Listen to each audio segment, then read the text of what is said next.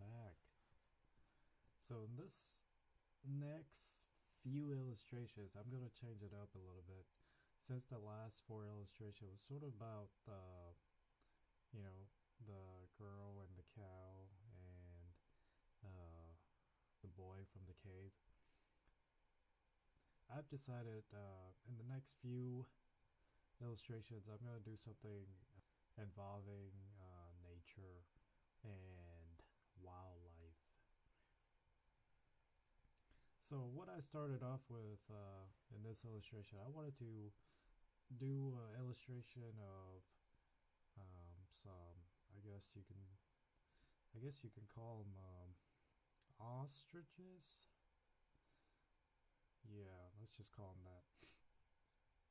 So there's four ostriches, and I'm just kind of placing them sort of in the middle of I guess you could say grassland.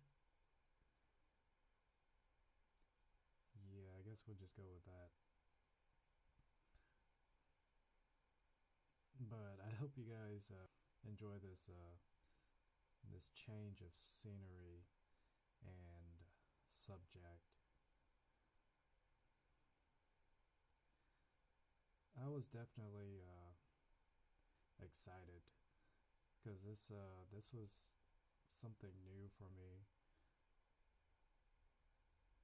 I'm not I'm not used to doing illustrations involving like animal in their natural habitat, but it was uh, it was a challenge I was willing to take. It's quite exciting since the environment is different. I wasn't quite sure um, how I was going to tackle this illustration, but my technique to all my illustrations is to power through it. You know, if the details are not coming out exactly how I want it, I just keep going. But sometimes, if I keep going and the details continue to come out awful, I go and I take a break. I go outside and get some fresh air, maybe smoke, maybe go ride my motorcycles for, an hour or so, and then come back. And then what I do is I do some sketching in my sketchbook just to exercise my hand before I get back into inking. And it's very important that you warm up. You warm up by doing some exercises, some drawing exercises before you actually come back and start inking, because the inking process is it requires a lot of concentration and precision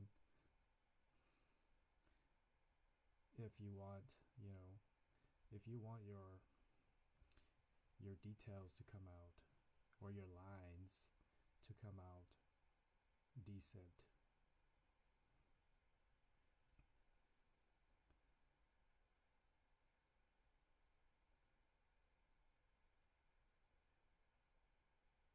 So I haven't really been slacking off this week, so I was able to complete this illustration fairly quick, just because it was like a change of scenery for me, so it was not as boring.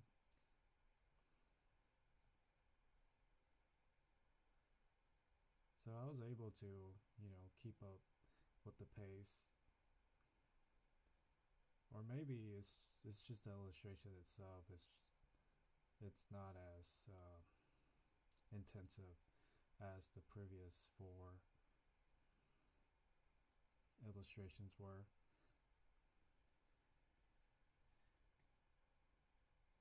As for those of you who want to know if I use reference, yep, I did. I use reference for uh, all four of these birds, just because I have no clue. I have no clue how ostriches look, so I had to use reference.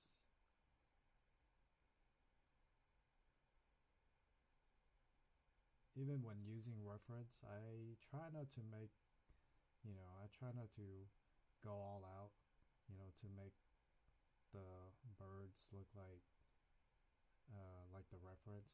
I just sort of make it sort of a simple on myself. That way, whenever I go back and I ink, I don't have to be so precise.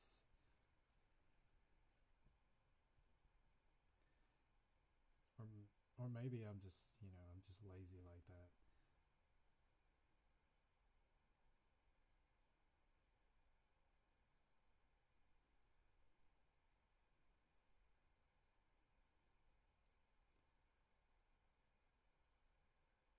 But I really enjoyed doing this illustration. I didn't think I was gonna be able to complete it as soon as I did.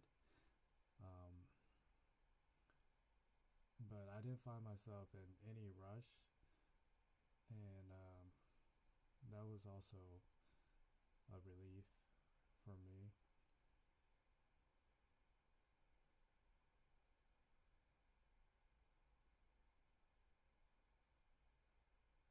And the details were quite simple, just really repetitive.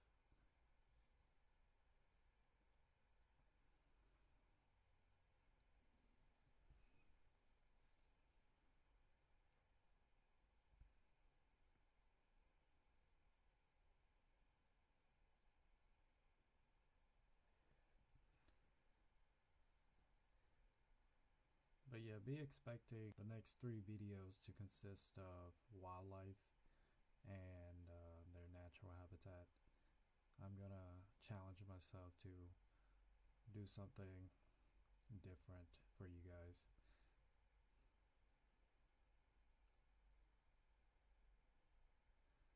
And who knows, I might just go back to doing illustrations of the girl and the cow and the boy from the cave.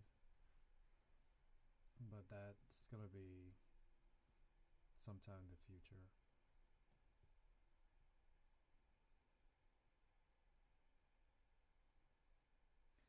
And like I've said in my previous videos, that I really do not like my illustrations to have a lot of white or white spots. So you're gonna see me going back and try and fill in like the white spots with any kind of detail I can add to it, just to not make it so, I guess you could say, empty.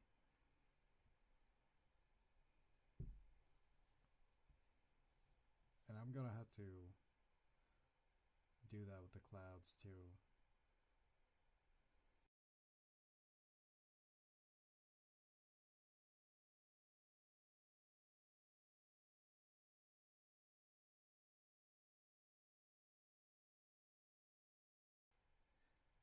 And here you actually see me going back and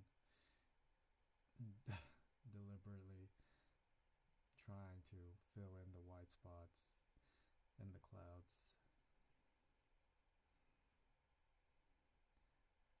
I wasn't sure how it was going to turn out.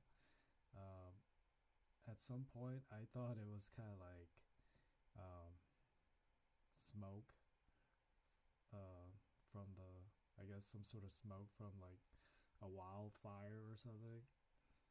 But I guess I should tell you guys that these are just clouds with some shading.